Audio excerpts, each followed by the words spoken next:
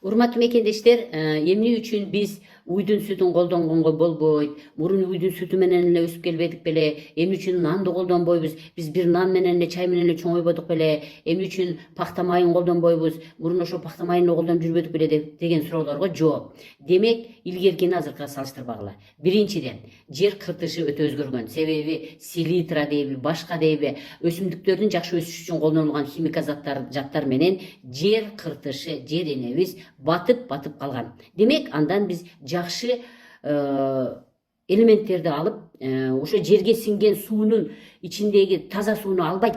Бул биринчи себеп. Мен айтам, чөп өсүп атат, мисалы, мына теге пахта өсүп атат. Каерде сиздер пахта майын көрдүңүздөр? Кыргызстанда азыр пахта эккен жер барбы? Илгери Союз мезгилинде Кара Суу району, Араван району булар эң көп пахта өстүргөн район болгон.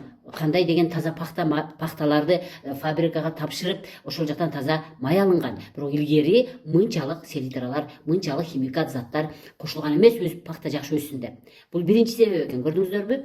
Экинчиси, ошол аба. Азыр аба ким айта алат? Бизде урбанизация, бизде деген кандай деген шаарлар, кандай деген завод, фабрикалар иштеп атат. Средняя Азияда ошонун түтүндөрү бүт абага чыгат, ал кайра өзүбүзгө түшөт. Демек, ошол абанын таза эмесиндеги, абанын ичиндеги химикат заттар дагы жерге отуруп атат. Үчүнчүсү суу. Суу агып келип атат, хорошо. Бирок ошол суу жердин кыртышы начар болгон үчүн жердеги химикаттар кошо алып келип атпайбы? Анан ошо менен өсүп атпайбы пахта майы? Ошон үчүн мен мындай ойлонуп, жок, бүгүнкү күндө пахта майы биринчиден натуралдык эмес деп чечтим өзүмө. Экинчиден, бул албетте капа болбоңуздар, Кытайдан келген эле колдой жасалган же химиялык жол менен жасалган майлар деп айтат элем. Андан тышкары күн карама майы дейт. Күн карама деле ошо мен азыр айткан сууну, мен айткан жердин кыртышында өсүп атат, мен айткан абан менен дем алып, абандан көмүр кычкыл газын алып, кычкылтекти берип атат экен. Демек, абанын дагы зыяндуулугунан ал да жакшы өсөт деп айта албайм. Экинчиден, каерден сиздер көрдүңүздөр семчкени жакшы бизде Кыргызстанда өстүрүп аткан. Ал эми ал Россиядан келет дей турган болсоңор, Россиянын абасы да башкача. Ошон үчүн мен натуралдык деп буларды киргизе албаймын. Эми сүт, мына баарыңар эле эмне үчүн сүт айтасыз, сиз эмне үчүн андай дейсиз, эмне үчүн мындай дейсиз дей беришет. Себеби деген ошол эле себептер.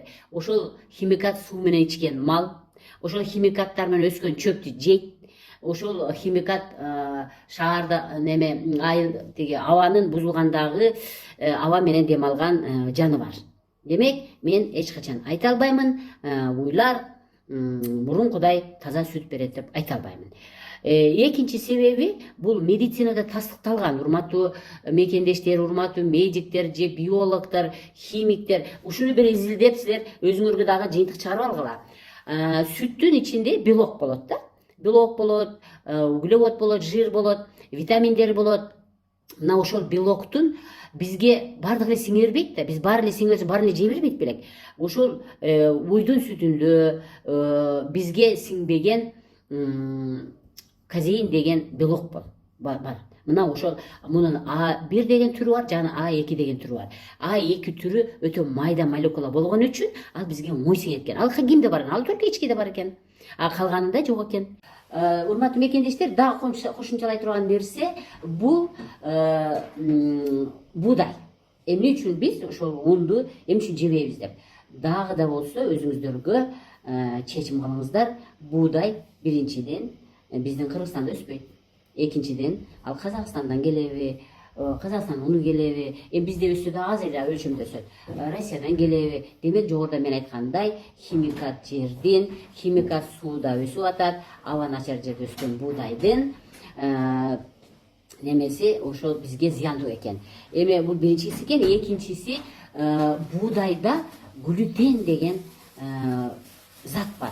Мына ошол глютен сүттүн ичиндеги казеинге окшоп адамга жакшы сиңбейт. мына ошон үчүн биз буудайды колдонбоңуздар деп ошон үчүн айтабыз.